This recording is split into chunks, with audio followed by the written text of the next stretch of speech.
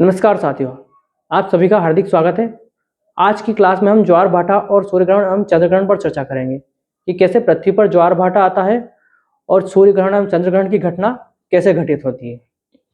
ये जो ज्वार भाटा है, ये चंद्रमा एवं सूर्य की आकर्षण शक्ति यानी जो चंद्रमा है और सूर्य है उनके जो गुरुत्वाकर्षण बल है उसके कारण आता है। तो हम देखते हैं कि जो ज्वार भाटा है ये क्या है। ये जो ज्वार आप देख पा रहे हैं और ये भाटा आप देख पा रहे हैं, ये आपको दो एक अलग अलग घटनाएं नजर आ रही होंगी यहाँ पे।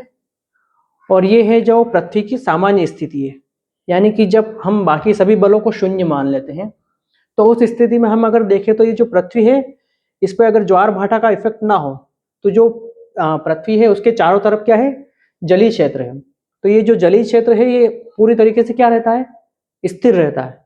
लेकिन जब ज्वार भाटा की परिस्थिति आती है तब जो ये जलीय क्षेत्र है ये ऐसे ऊपर उठ जाता है और ये जो आसपास की जगह आप देख पा रहे हैं, इधर पानी जो अपने औसत स्तर है उससे नीचे चला जाता है और जो ज्वार की स्थिति में आप देख पा रहे हैं यहाँ पे जो जल है वो औसत से ऊपर उठ जाता है।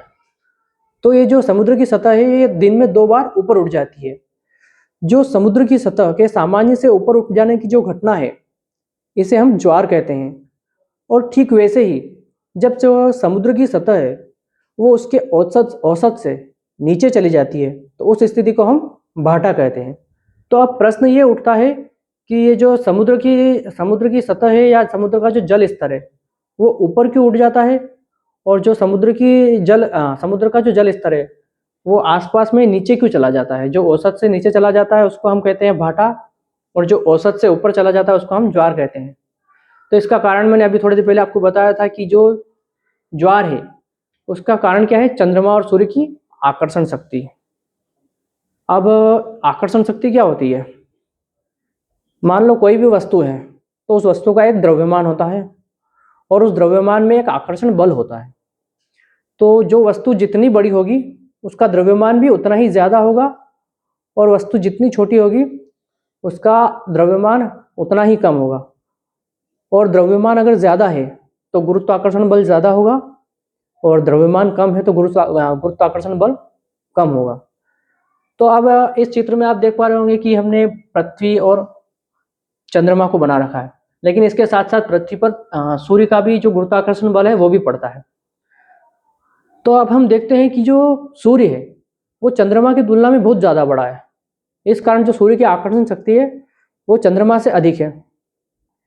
इस हिसाब से अगर हम देखें तो पृथ्वी पर सूर्य की आकर्षण शक्ति अधिक लगनी चाहिए, परंतु यहाँ पर एक परिस्थिति आपको देखने को मिलेगी कि जो दूरी के क्रम में अगर हम देखें तो चंद्रमा पृथ्वी के बहुत निकट है और सूर्य बहुत दूर।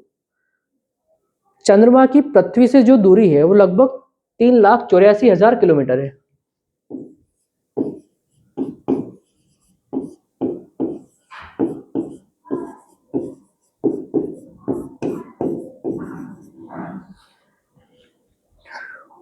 और जो सूर्य की जो पृथ्वी से दूरी है वो हमने आपको एक बार पिछली क्लास में बताया था।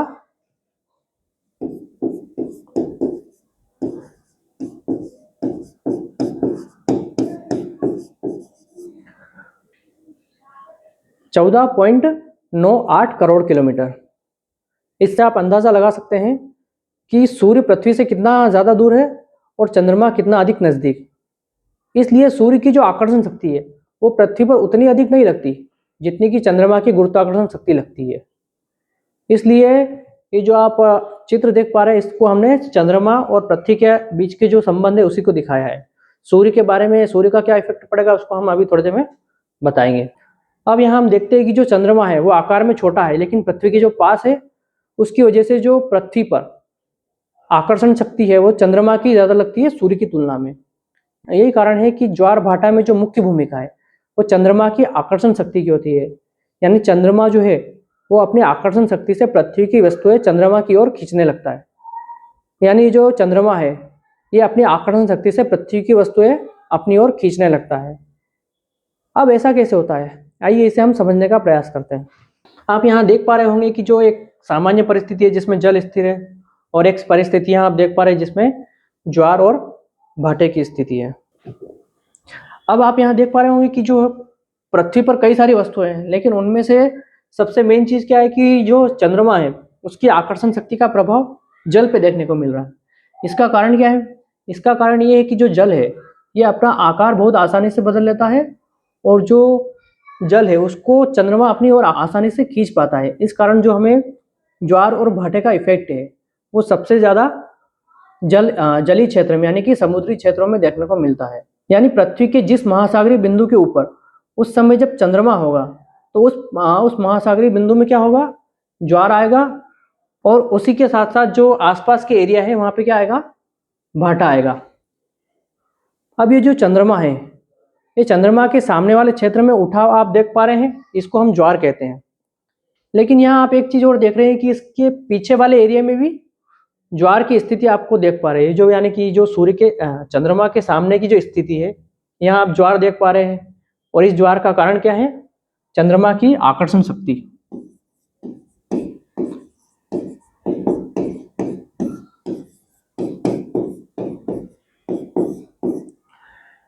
लेकिन ये जो इसके पीछे भी आप ज्वार देख पा रहे हैं, ये ज्वार क्यों आया? आप सोचिए कि मान लो कि आप 15 लीटर के पानी की कैन आप एक हाथ में लेकर चल रहे हैं, यानी कि आप अपने सीधे हाथ में, यानी कि सीधे हाथ से कोई पानी की कैन उठा के चल रहे हैं। तो आप जो देखते हैं कि आप अपने शरीर का संतुलन बनाने के लिए आप दूसरी साइड झुक जाते हैं। जैसे कि मान लो आपने सीधे हाथ में कोई कैन उठा रखी है तो आप उल्टे हाथ की तरफ आप ऐसे करके हल्के से झुक जाएंगे। तो ये जो आप झुकाव है, यानी कि आप एक हाथ में वजन उठाए तो आपका शरीर अपने आप दूसरी ओर झुक जाते हैं। तो ये जो झुकाव आप देख पा रहे हैं, ये झुकाव क्यों हो रहा है? ये झुकाव का कारण जो है ये आपका शरीर का संतुलन बनाने के लिए है। यानी कि जितना बल आपको अपनी राइट साइड में लग रहा है उतना ही आप अपनी लेफ्ट साइड में लगाते हैं ताकि आपका जो संतुलन है वो बना रहे। ठीक वैसे ही जो पृथ्वी है अपना, ये अपने एक्सिस पर लगातार क्या कर रही है? घूर्णन कर रही है। उस समय चंद्रमा जो है पृथ्वी की जो चीजें हैं, यानी कि जल, ज्यादातर जलीय क्षेत्र पे इसका प्रभाव होता है। तो जो जलीय क्षेत्र है, जो जल है, उसको ये चंद्रमा अपनी ओर खींच रहा है। तो एक और जलीय क्षेत्र ज्यादा हो जाने से क्या है? इसका संतुलन बनाने के लिए पृथ्वी के विपरीत साइड में, यानी कि अभी जिस साइड में ज्वार आ रहा है उसके उल्टे साइड में भी क्या आएगा? पानी अपने आप ऊपर उठ जाएगा। इसको हम कहते हैं कि ये एक तरह से अपकेंद्री बल है। यानी पृथ्वी अपना संतुलन बनाने के लिए ज्वार के विपरीत एक बल लगाती है, अपकेंद्री बल। उस स्थिति में पृथ्वी के विपरीत साइड भी एक ज्वार आता है।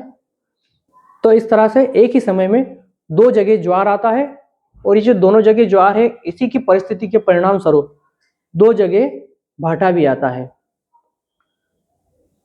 जहां भी चंद्रमा विशाल जल राशि के सामने होगा वहां और उसके ठीक विपरीत ज्वार और दोनों साइडों में क्या आएगा? भाटा आएगा। यानी दो जगहों पर जल सागर सतह से ऊपर उठेगा और दो जगह पर जो जल है वो सागर सतह से अपेक्षाकृत नीचे चला जाएगा। और ये जो पूरी घटना है ये एक ही समय में होती है। अब ये तो हो गया कि एक ही समय में दो ज्वार और दो भाटा आ रहा है। अब हम देखते हैं कि 24 घंटे में कितनी बार ज्वार और कितनी बार भाटा आएगा। तो जो अभी हम देख पा रहे हैं कि ये जो चंद्रमा के सामने की जो सतह है, जलीय सतह है, यहाँ पे अभी ज्वार आया है।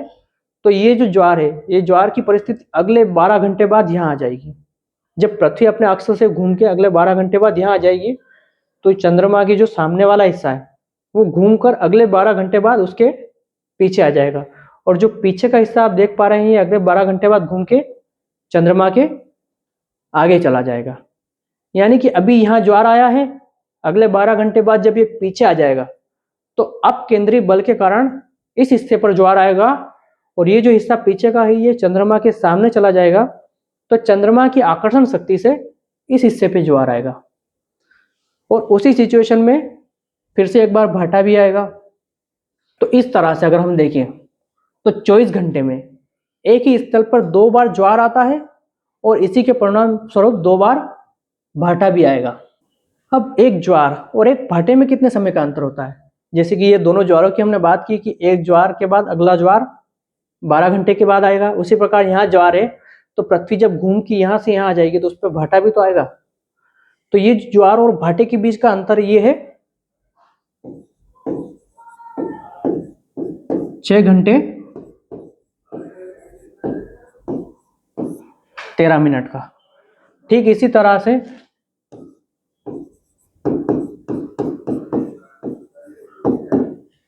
अगले 6 घंटे 13 मिनट में जहां भाटा आया है वहीं क्या आएगा, ज्वार आएगा। वैसे ही ज्वार के बाद भाटा और भाटा के बाद ज्वार आएगा।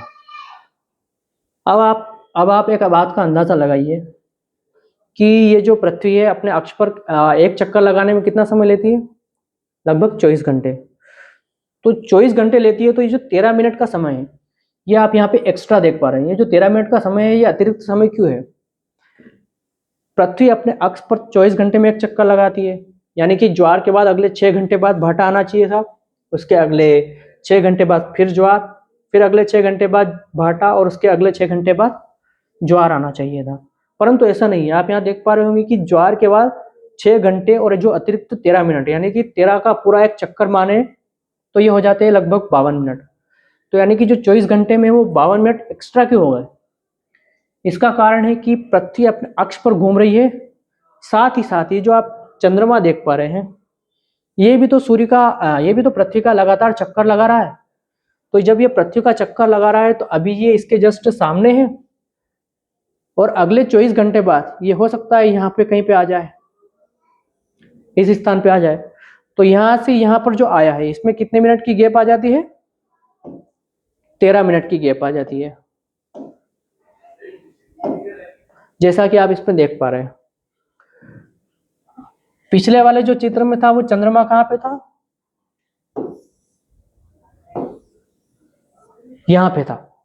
लेकिन इसमें आप देख पा रहे होंगे कि जो चंद्रमा है वो अगले 24 घंटे बाद घूम के लगभग यहाँ आ गया, क्योंकि पृथ्वी अपने अक्ष पे तो घूम ही रही है, साथ ही साथ जो चंद्रमा है वो पृथ्वी का चक्कर भी लगा रहा है। तो जो 24 घंटे पहले चंद्रमा यहाँ था वो अगले 24 घंटे बाद चंद्रमा कहाँ आ जाएगा? यहाँ आ जाएगा। तो इस तरह से जो हम ये अंतर देख पा रहे हैं, जो 13 मिनट का अंतर आप देख पा रहे हैं, ये ज्वार और भाटे में 13 मिनट का जो टोटल अंतर है ये चंद्रमा का पृथ्वी पर चक्कर लगाने के कारण आता है। अब ये जो चंद्रमा है ये पृथ्वी का एक चक्कर कितने समय में लगाता है? चंद्रमा पृथ्वी का एक पूरा चक्कर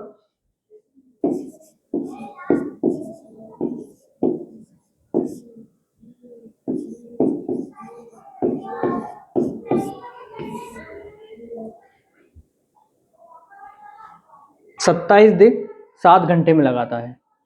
अब यहाँ आप देख पा रहे होंगे कि अभी हमने पृथ्वी और चंद्रमा के बीच की बात की। अब यहाँ एक परिस्थिति और आ जाती है जिसमें सूर्य का भी इफेक्ट आ जाता है। अभी तक आपने देखा कि ज्वार और भाटा में चंद्रमा का क्या रोल है। अब हम देखेंगे कि जो सूर्य है उसका ज्वार और भाटा पे क्या इफेक्ट पड़ता है। जब चंद्रमा पृथ्वी की परिक्रमा करते हुए पृथ्वी और सूर्य के बीच आ जाता है तो उस स्थिति को हम कहते हैं दीर्घ ज्वार। अब यहाँ पे भी दो स्थितियां हैं, जैसा कि आप इसमें देख पा रहे होंगे कि ये जो सूर्य है और इसके बिल्कुल बीचों बीच क्या है? चंद्रमा है। यानी चंद्रमा जो है, सूर्य जो है, यानी सूर्य, चंद्रमा और पृथ्वी तीनों एक सीध में है। तो जब ये सूर्य, चंद्रमा और पृथ्वी तीनों एक सीध में है तो उस स्थिति में उच्च ज्वार आएगा। ठीक वैसा ही परिस्थिति है कि यहाँ पे आपको दूसरे चित्र में आप देख पा रहे होंगे। यहाँ आप क्या देख पा रहे हैं कि सूर्य और जो चंद्रमा है वो समकोण की स्थिति में है। सूर्य, पृथ्वी और चंद्रमा समकोण की स्थिति में है। तो उस स्थिति में क्या हो रहा है? सूर्य अपनी तरफ खींच रहा है और चंद्रमा जल को अपनी ओर खींच रहा है। उस स्थिति में आकर्षण शक्ति बढ़ जाती है। चंद्रमा की आकर्षण शक्ति इस दिशा में है, सूर्य की आकर्षण शक्ति इस दिशा में है। उस परिस्थिति में जो आप देख पा रहे हैं कि सारी आकर्षण शक्ति बढ़ चुकी है। उस स्थिति में क्या आ रहा है? निम्न ज्वार आ रहा है। तो जब सूर्य, पृथ्वी और चंद्रमा एक सीध में हो उस स्थिति में उच्च ज्वार आएगा, और जब सूर्य, पृथ्वी और चंद्रमा समकोण की स्थिति में हो उस समय निम्न ज्वार आएगा। अब इसमें भी आप दो परिस्थितियां हो सकती है। अभी आप देख पा रहे होंगे कि जो चंद्रमा है वो पृथ्वी और सूर्य के बीच में है, लेकिन ये घूम के यहाँ भी आ जाएगा। उस स्थिति में पृथ्वी बीच में आ जाएगी और चंद्रमा जो है वो पीछे चला जाएगा, यानी कि चंद्रमा और सूर्य के बीच में पृथ्वी आ जाएगी। इस सिचुएशन में भी क्या आएगा,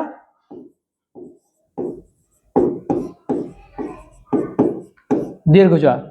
ठीक वैसी ही सिचुएशन आप इसमें देख पाएंगे कि जब अभी चंद्रमा यहां है तो ये वापस कहां आ जाएगा, चंद्रमा इस बिंदु पे आ जाएगा। उस स्थिति में भी क्या आएगा, निम्न ज्वार आएगा। यानी जो उच्च ज्वार और निम्न ज्वार है उसकी कितनी कितनी परिस्थितियां आप देख पा रहे हैं, उसकी आप टोटल दो दो परिस्थितियां देख पा रहे हैं। इस तरह जब पृथ्वी, सूर्य और चंद्रमा क्षैतिज स्थिति में हो उस स्थिति में दीर्घ ज्वार आता है, और जब समकोण की स्थिति में उसको हम लघु ज्वार कहते हैं। जो दुनिया का सबसे बड़ा ज्वार है, यानी कि हम कहें कि जो दुनिया में सबसे ऊंचा ज्वार जो है वो उत्तरी अमेरिका महाद्वीप के तटीय क्षेत्र पर आता है, जिसे हम कहते हैं फंडे की खाड़ी। अब ये खाड़ी क्या होता है, खाड़ी मतलब एक ऐसा क्षेत्र होता है जो तीन ओर से महाद्वीप से घिरा हो। एक होता है महासागर, एक होता है महाद्वीप। तो अगर महाद्वीप अगर किसी खाड़ी के यानी किसी जल स्तर के तीन ओर से उसको घेर रखा हो तो उसको हम कहते हैं खाड़ी।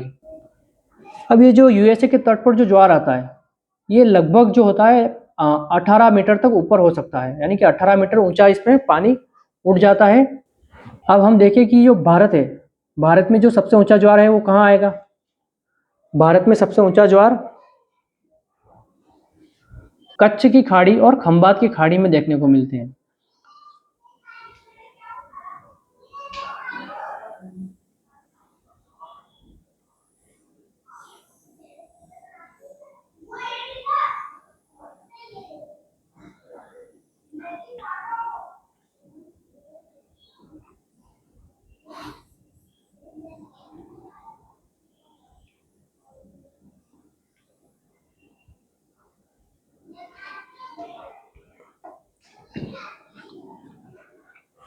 अब ये जो आप इंडिया की स्थिति देख पा रहे हैं, इसमें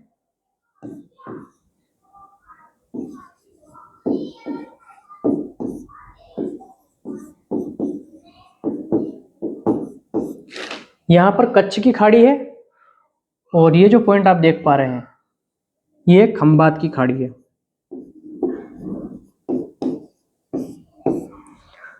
भारत में सबसे ऊंचे ज्वार यानी कि सबसे ज्यादा जो ज्वारीय घटनाएं हमें देखने को मिलती है वो इन दो जगहों पर देखने को मिलती है। हालांकि कुछ कुछ परिस्थितियां हम यहाँ भी देख पा रहे होंगे। ये जो देख रहे हैं आप, यहाँ पे बंगाल की खाड़ी में इस बिंदु पर कहीं पे ज्वार की घटना होती है। यहाँ भी हम ज्वार की स्थितियां देख पाते हैं कभी कभी, लेकिन जो ज्यादातर इफेक्ट होता है वो कच्छ की खाड़ी और खंबात की खाड़ी में देखने को मिलता है। इन खाड़ियों में जब ज्वार आता है तो यहाँ का जल स्तर जो है वो स्थल भाग की ओर तेजी से तरंग के रूप में आता है। इन्हें हम कहते हैं ज्वारी तरंगे। ये ज्वारी तरंगे सबसे ज्यादा कच्छ और खंबात की खाड़ी में आती है, जैसा कि अभी हमने आपको बताया है। कच्छ की खाड़ी के पास जो जलीय क्षेत्र है, इसमें एक खास बात है कि यहाँ पे जलीय क्षेत्र के साथ साथ दलदल भी है। इस कारण से यहाँ पे ज्वारीय तरंगों का प्रभाव उतना अधिक नहीं होता, लेकिन खंबात की खाड़ी में शक्तिशाली ज्वारीय तरंगे उठती है। इन समुद्री क्षेत्रों में जो जल है वो स्थल की ओर आता है, जिसे हम ज्वारीय तरंगे कहते हैं। यानी कि जो ज्वारीय तरंगे जब स्थल की ओर आती है तो ये एक ऊर्जा पैदा करती है जो गतिज ऊर्जा होती है। अब ये जो गतिज ऊर्जा है इसको विद्युत ऊर्जा में बदला जा सकता है। तो जो ज्वारीय तरंगे है वो समुद्र से स्थलीय भाग में आ रही है, स्थलीय भाग से पुनः वापस जल में आ रही है। इस स्थिति में जो ऊर्जा पैदा हो रही है उस ऊर्जा को विद्युत ऊर्जा में बदलने के लिए यहाँ पर कच्छ की खाड़ी और खंबात की खाड़ी के आसपास विद्युत ऊर्जा केंद्र स्थापित करने के प्रयास किए जा रहे हैं। इसके अलावा पश्चिम बंगाल में भी दुर्गाडुआनी खाड़ी जो कि सुंदरवन के पास में है, वहां पर भी विद्युत संयंत्र स्थापित करने के प्रयास किए जा रहे हैं। तो इस तरह से हमने जो अभी तक चर्चा की वो ज्वार भाटे की। अब हम आते हैं कि सूर्य ग्रहण और चंद्र ग्रहण क्या है।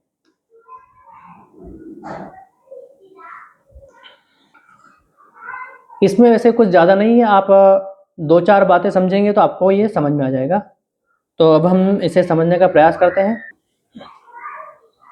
अब यहाँ आप देख पा रहे होंगे कि यहाँ पे 2 स्थितियाँ हैं, जिसमें आप पहली स्थिति देख पा रहे होंगे जो चंद्र ग्रहण की स्थिति है, और दूसरी स्थिति सूर्य ग्रहण की है। सूर्य ग्रहण की स्थिति क्या है कि जब चंद्रमा पृथ्वी और सूर्य के बीच में आ जाता है तो उस स्थिति में चंद्र ग्रहण की स्थिति होती है। तब आप यहाँ देख पा रहे होंगे कि सूर्य आकार में बड़ा है, चंद्रमा छोटा और पृथ्वी उससे बड़ी है।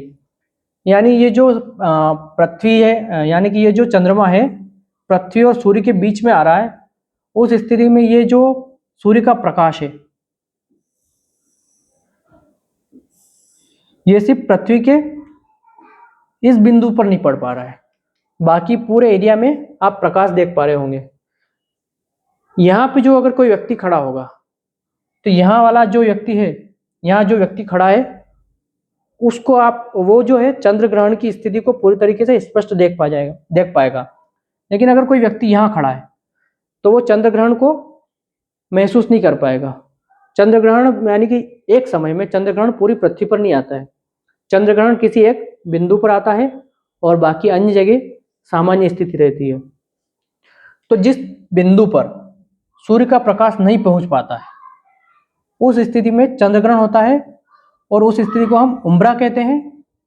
ठीक वैसे ही चंद्र ग्रहण के समय अन्य जगहों पर आप देख पा रहे होंगे कि प्रकाश है, तो जहां प्रकाश पहुंच पा रहा है उस स्थिति को हम पेनुम्ब्रा कहेंगे। तो ये आप उम्रा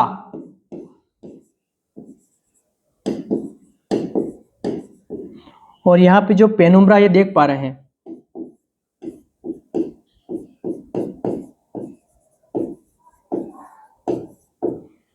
ये 2 स्थितियां ऐसी हैं जिनमें उम्रा की स्थिति में प्रकाश बिल्कुल भी नहीं पहुंच पाता है और पेनुम्ब्रा की स्थिति में सूर्य का प्रकाश पृथ्वी तक पहुंच पाता है। ठीक वैसे ही आप देखेंगे कि यहाँ पे चंद्र ग्रहण की स्थिति है जिसमें पृथ्वी जो है चंद्रमा और सूर्य के बीच में है। अब यहाँ पर आकार में अंतर क्लियर देख पा रहे होंगे कि सूर्य काफी बड़ा है, पृथ्वी उससे छोटी और चंद्रमा बहुत ज्यादा छोटा है। तो जो चंद्र ग्रहण की स्थिति होगी, चंद्र ग्रहण की स्थिति में चंद्रमा पर बिल्कुल भी आप प्रकाश नहीं पहुंच पाएगा। यानी कि ये जो देख रहे हैं चंद्रमा, ये चंद्र ग्रहण की स्थिति में दिखाई नहीं देगा क्योंकि इस पर सूर्य का प्रकाश बिल्कुल नहीं पहुंच पा रहा है।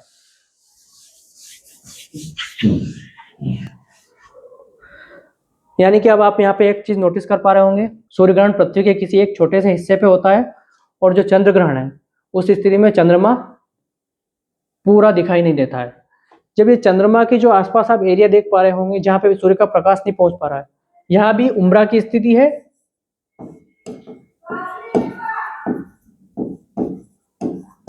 और जहां प्रकाश पहुंच पा रहा है, ये जो 2 स्थितियां हैं ये दोनों पेनुम्ब्रा की स्थितियां हैं। अब ये जो आप चंद्रमा की स्थिति देख पा रहे हैं ये पृथ्वी के उस साइड है जहां सूर्य का प्रकाश नहीं पहुंच पा रहा है, और जो सूर्य ग्रहण की स्थिति है इसमें जो पृथ्वी के जो उस साइड जहां सूर्य का प्रकाश पहुंच पाता है उधर घटित हो रहा है। इस स्थिति में आप देख पाते होंगे कि जो चंद्र ग्रहण है वो केवल रात के समय में ही घटित हो सकता है, जबकि जो सूर्य ग्रहण है वो हमेशा दिन के समय घटित होगा। एक वर्ष में अधिकतम 7 बार सूर्य ग्रहण और 7 बार चंद्र ग्रहण की घटना घटित हो सकती है। जब पूर्ण सूर्य ग्रहण होता है, यानी जब चंद्रमा पृथ्वी के बीचों बीच होता है, उस समय भी जो चंद्रमा है वो सूर्य को पूरी तरीके से ढक नहीं पाता है, जिसके चलते सूर्य के जो अंदर का भाग है वो तो चंद्रमा से ढक जाता है, लेकिन जो बाहरी भाग है वो गोलाकार रूप में हमें दिखाई देता है। उसे हम क्या कहते हैं? कोरोना। इसका मैंने आपको सौरमंडल की क्लास पढ़ाते समय जिक्र किया था। इस तरह जब पूर्ण सूर्य ग्रहण की स्थिति होगी उस समय जो सूर्य का बाहरी हिस्सा है यानी कोरोना है वो हमें दिखाई देगा, और जो बाहरी हिस्सा हमें दिखाई देगा उसको हम उस समय क्या कहते हैं? डायमंड रिंग कहते हैं। इस तरह आज की क्लास में हमने ज्वार भाटा के बारे में पढ़ा और सूर्य ग्रहण एवं चंद्र ग्रहण के बारे में अध्ययन किया। आज की क्लास में इतना ही है। मिलते हैं नेक्स्ट क्लास में, तब तक के लिए आप अपना ख्याल रखें और हमारे साथ बने रहें। धन्यवाद।